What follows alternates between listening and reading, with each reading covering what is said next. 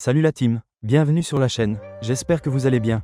Aujourd'hui, on a un épisode très spécial, car on va parler du Super Bowl 2025, surtout, de la performance incroyable de Kendrick Lamar à la mi-temps.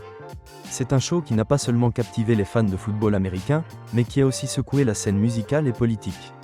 Si tu es nouveau ici, n'oublie pas de t'abonner et d'activer la cloche de notification, histoire de ne rater aucune de nos vidéos. Bon, on va commencer par parler de la performance de Kendrick Lamar. Il a littéralement enflammé la scène du Super Bowl. Ce n'est pas juste un concert, c'est un message.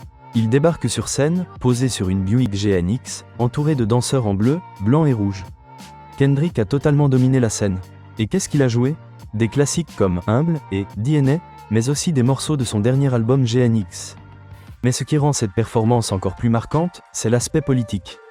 Kendrick, ce n'est pas juste un artiste qui rappe, c'est un véritable porte-parole. Là, on voit Samuel L. Jackson sur scène, incarnant l'oncle Sam. Un dialogue symbolique avec la culture hip-hop et les Afro-Américains. Il parle de l'absence de reconnaissance de cette culture dans la société américaine.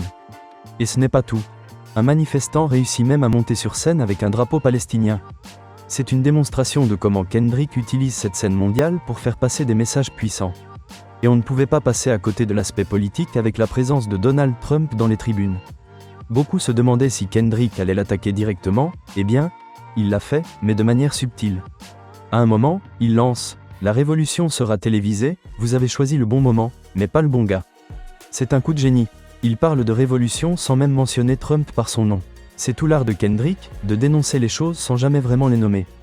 Mais attendez, on ne pouvait pas faire l'impasse sur le moment le plus tendu du show. Kendrick Lamar a interprété son titre « Not Like Us », et croyez-moi, c'était une bombe. Ce morceau, c'est une attaque directe contre Drake. Ouais, vous avez bien entendu. Ce morceau est une véritable déclaration de guerre, où Kendrick accuse son rival de pédophilie. Mais bien sûr, il n'a pas dit le mot. Drake, lui, a réagi en déposant plainte contre Kendrick pour diffamation. Une guerre juridique qui a encore alimenté cette rivalité qu'ils nourrissent depuis des années. Mais ce n'est pas tout. Kendrick a aussi invité Serena Williams sur scène. Vous savez, l'ex de Drake. Il ne manque vraiment pas une occasion de lui rappeler à quel point leur relation a laissé des traces. C'est un petit clin d'œil de plus dans cette bataille entre les deux rappeurs. Et au-delà de tout ça, Kendrick Lamar, en étant le premier artiste de hip-hop à assurer une performance solo à la mi-temps du Super Bowl, a fait un véritable coup de maître. Ce show n'a pas seulement été un concert, c'est une déclaration pour faire honorer la culture hip-hop. En se produisant dans cet événement mondial, Kendrick montre à tout le monde que le hip-hop mérite sa place sur la scène mondiale. Que ce soit dans la musique ou dans les causes sociales, il s'affirme comme une voix incontournable. Alors, ce show, c'était plus qu'une simple performance. C'était une révolution télévisée, comme il l'a si bien dit.